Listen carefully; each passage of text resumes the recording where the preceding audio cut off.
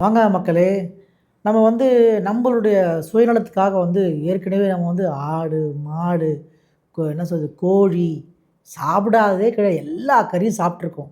ஆனாலும் அதே சுயநலத்துக்காக இன்னும் பல உயிர பாதுகாக்கிற விஷயத்திலும் நம்ம பண்ணிட்டு தான் இருக்கிறோம். இன்னமும் போயிட்டு தான் இருக்குது. இதுக்கு முன்னாடி பண்ணியும் இருக்கிறாங்க. அதில நீங்க எல்லாருக்கும் தெரிஞ்சது ஜல்லிக்கட்டு. ஜல்லிக்கட்டு ஏன் நடத்துறாங்கன்னும்போது அந்த மாடோட இது பாதுகாக்கப்படணும். அந்த காளை இருக்கிறதால அந்த மாடு அந்த அது மூலியமா கிடைக்கிற பாலும், இல்ல விவசாயத்துக்கு யூஸ் ஆகுறதாலயும், அத நம்ம பாதுகாத்து இன்னைக்கு வரைக்கும் ஜல்லிக்கட்டு நடத்திட்டு இருக்கோம். அதனால காளை பாதுகாப்படுது. அதனால அந்த ரீப்ரொடக்ஷனுக்கு அது உதவுதுன்றதால. இது எல்லாமே எதுக்காக? நம்ம சுயநலத்துக்காக. சுயநலத்த தாண்டி ஒரு பொதுநலமும் இருக்குது. அ பின்னாடி வரவங்களுக்கு இது யூஸ் ஆவணும். இந்த மாடுனால அவங்களுக்கு பால் கிடைக்கணும். அது விவசாயம் பெருகணும். இது ஒரு காரணமும் இருக்குது. இது இல்லாம இன்னும் பல விஷயங்கள் இன்னும் பல உயிரினங்கள் பாதுகாக்கப்பட்டுன்னு இருக்கு. ஆனா, இப்ப கிடையாது. பல வருடங்களுக்கு ஒரு 30, 40 வருஷங்களுக்கு முன்னாடி வரைக்கும் ஒரு சிட்டுக்குருவி அப்படின்ற இனம் பாதுகாக்கப்பட்டு வந்தது. ஆனா, இப்ப அது கிடையவே கிடையாதுங்க. இந்த ஊதா கதிர்கள் அப்படி சொல்றோம் இல்லையா? அந்த வேவ்ஸ்னால நெறைய குருவி சென்னை சரவுண்டிங்கில இந்த மெயினா சிட்டி சரவுண்டிங்ஸ்ல சிட்டுக்குருவிலாம் நம்ம பார்க்குறது ரொம்ப ரேர். கொஞ்சம் ஒரு 15 வருஷத்துக்கு முன்னாடி நான் பார்த்துருக்கேன். பட் இப்ப நான் எங்க சுத்தி பார்த்தாலும் நான் கிடைக்கவே இல்ல. ரொம்ப நம்ம சிட்டி தாண்டி போனா, சிக்னலே வராத இடத்துல, டவர் இல்லாத இடத்துல சிட்டுக்குருவிகள பார்க்க முடியுது. ஆனா நம்ப ஊர்ல பார்க்குறது ரொம்ப ரேரா இருக்கு. இந்த சிட்டுக்குருவிய நம்ம பாதுகாத்து கொண்டு போணும்னு சொல்லிட்டு நம்மளுடைய முன்னோர்கள் பல விஷயங்கள் பண்ணியிருக்கிறாங்க. அதுல ஒரு விஷயம் மெயினா பார்க்க போறது என்னன்னா,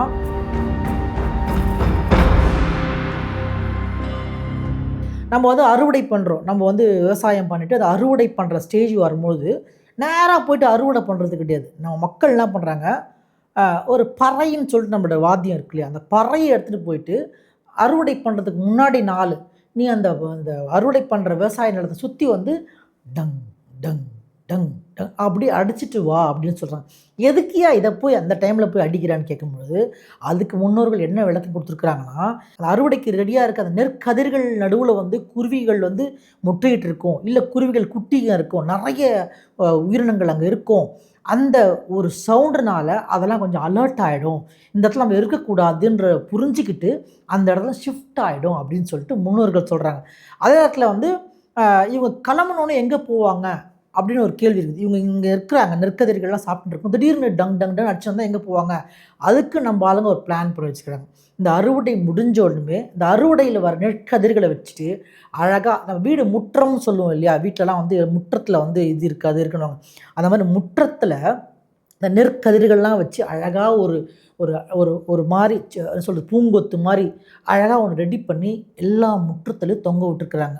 இது எதுக்காக தொங்க விடுறாங்கன்னா, இங்க தான் ஒரு நம்மளுக்கு கேள்வி வருது. நீங்க அறுவடை பண்ண போனீங்க.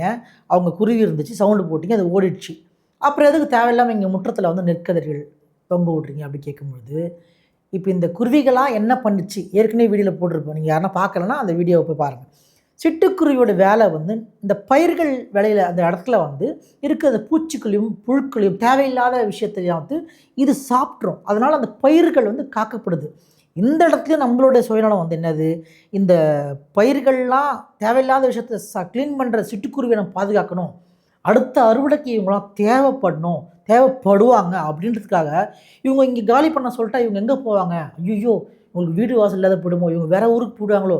நம்ம அடுத்த நாள் அந்த பயிர்லாம் நம்ம எப்படி காக்கறது? அப்படின்ற டவுட்டுக்காக, அத நீக்கணுன்றதுக்காகவே இந்த நெற்கதிர்கள்லாம் வீட்டு முற்றத்தில தொங்க விட்டுட்டு, அந்த சிட்டுக்குருவி அது அங்கருந்து ஷிஃப்ட் ஆயி எல்லாமே இங்க நெற்கதிர்களுக்கு இங்க வருது.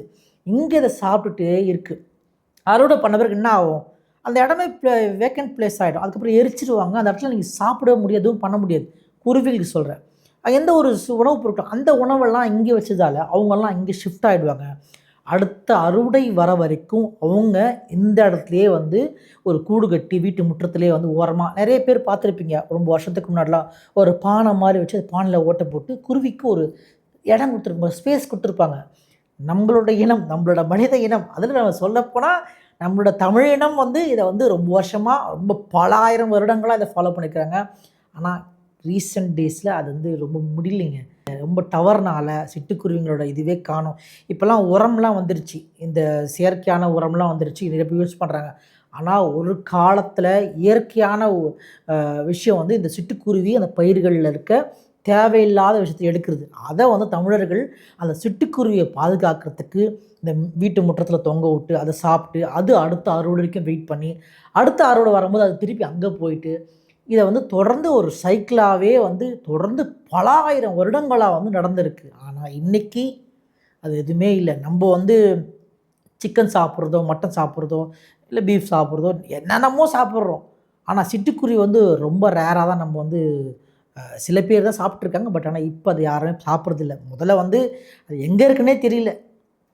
அந்த மாதிரி வந்து நம்ம மனுஷ இனம் அழிக்காத விஷயமே கிடையாது. அதில் நம்மளாம் சேர்ந்து தெரிஞ்சோ தெரியாமல் நம்மளும் ஒரு காரணம். சிட்டுக்குருவின்ற ஒரு இனம் வந்து கிட்டத்தட்ட நிறைய வந்து அழிஞ்சிருச்சு. ஒரு சில இதுதான் வந்து ஊருங்களில் இருக்குது.